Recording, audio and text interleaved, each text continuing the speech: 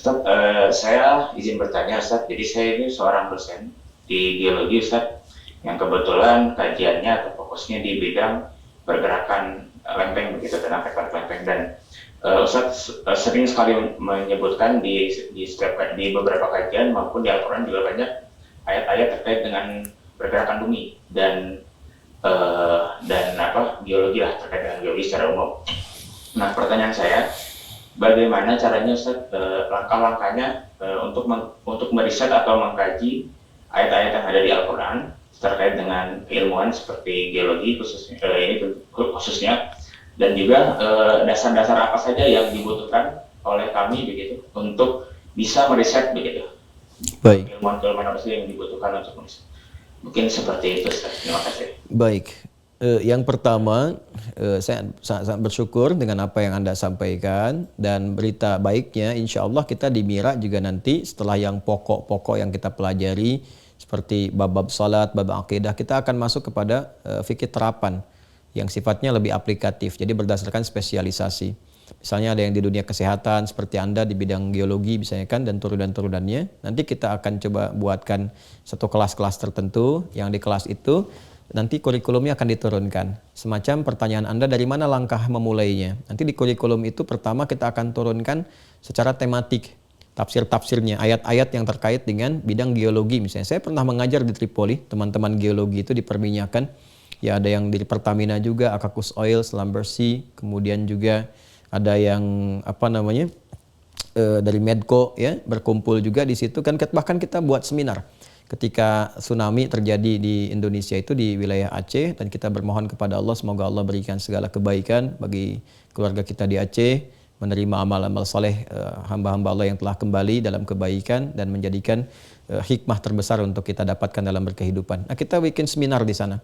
Saya dalam tinjauan Al-Qur'annya, kemudian teman-teman di ahli geologi dalam tinjauan geologinya, dari pergerakan lempeng, pergerakan bumi, pasak gunung dan sebagainya. Dan ayat-ayat itu ada dalam Al-Quran. Jadi dari persiapan gempa, kalau tanda-tanda akan tsunami bagaimana ada. Ya, wafarat tanuru, kalau periuk itu sudah mulai bergoyang itu kan harus menggunakan tinjauan balaghah.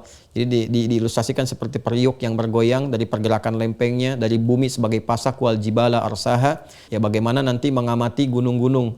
Ya, dari perubahannya, apakah ini cenderung erupsi, apakah aktif ataukah tidak aktif, pengaruhnya kepada lautan bagaimana, korelasi antara gunung dengan lautan yang potensial menghadirkan minyak seperti apa, itu ada ayatnya. Ya, seperti di surah At-Tur wal Bahril Masjur. Ya, sampai ke gambar-gambar isyarat-isyarat yang mungkin ditemukan di bebatuan. Ya, Anda di geologi pasti paham setiap batu itu ada kodenya sendiri. Ya, apakah ini batuannya menunjukkan ada kandungan airkah, ada mineral yang lain kan dan sebagainya, itu ada kodenya Pak Ibu sekalian. Ya, saya pernah belajar itu. Jadi teman-teman di geologi itu menunjukkan kepada saya sampai batu-batunya, kita dengan ayat Qur'annya risetnya seperti apa. Tapi jangan membawa ayat untuk membenarkan itu, tapi menarik ayat itu untuk dikaji, dan baru dari ayat itu ketika diriset dibuktikan lewat pengetahuan. Jadi bukan cocok logi, ini ayatnya tidak. Jadi kita kaji dulu ayatnya. Ya, seperti di surat Fatir ayat 27 itu, untuk menemukan batu bara itu hanya dari pengamatan kepada gunung bisa terlihat. Ya, ini bentuknya bagaimana, ya ada yang kehijauan, ada yang kemudian seperti keemas-emasan dan sebagainya, ya dan seterusnya, itu bisa kelihatan gitu dari pengamatan-pengamatan. Dari pengamatan itu langsung diadakan riset. Jadi langkah yang pertama adalah nanti mengumpulkan kurikulum dari ayat-ayatnya secara tematik, ya apa saja, ini sudah ada dan ragam tafsirnya sudah ada.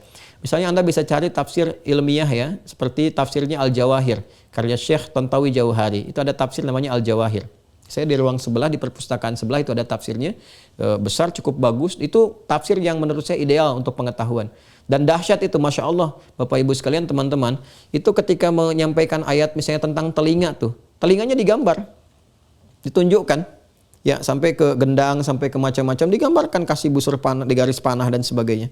Sampai bicara tentang mata, matanya digambarkan, ya sampai ke pupil, sampai ke retina, sampai ke macam-macam. Dan itu tafsir loh. Ya, tafsir, bukan yang kekinian gitu. Tafsir-tafsir yang dulu itu juga bagus tuh kalau kita mau kaji lebih dalam. Ya, namanya tafsir Al-Jawahir. Jadi pertama kita kumpulkan ayatnya dulu, diklasifikasikan sesuai dengan bidangnya. Lalu nanti tafsir-tafsir yang selaras nafas dengan itu. Tafsir yang pertama pendekatan bahasa. Karena harus mengerti bahasa Al-Quran itu menunjuk kemana. Ada dilalah namanya. Ya, penunjukannya kemana. Yang kedua, tafsir ilmi yang sesuai dengan bidangnya. Jadi jangan sampai misalnya Anda membahas tafsir tentang geologi pakai tafsirnya Ibnu Katsir itu nggak akan nyambung. Ya, atau menggunakan tafsir sosiologinya Al-Maraghi nggak akan nyambung, atau tafsir Ruhul Ma'aninya Al-Alusi nggak akan nyambung. Ya, yang dipakai apa? Tafsirnya tafsir ilmi, pendekatannya ilmi. Untuk bahasanya bisa pakai Tahrir wa Tanwir karya Syekh Ibnu Asyur. Ya, ini kita punya Tahrir wa Tanwir. Nah, ini dia nih. Ini ada beberapa yang ada di sini. Nah, ini tafsir bagus, At-Tahrir wa Tanwir karya Syekh Ibnu Asyur, ya, Tahir bin Asyur, Muhammad bin Tahir Ibnu Asyur. Ini dari Tunisia. Nah, nanti ada lagi beberapa tafsir yang lain yang bisa diurutkan. Jadi secara singkat kalau Anda mau, sekarang Anda turunkan, kan? Ayat-ayatnya dikeluarkan, pakai indeks. Ya, indeks Al-Quran kan banyak sekarang ini, ya, secara tematik. Lalu setelah itu dampingi dengan tafsir. Jangan langsung dari indeks Anda pahami sendiri. Itu nanti potensial keliru.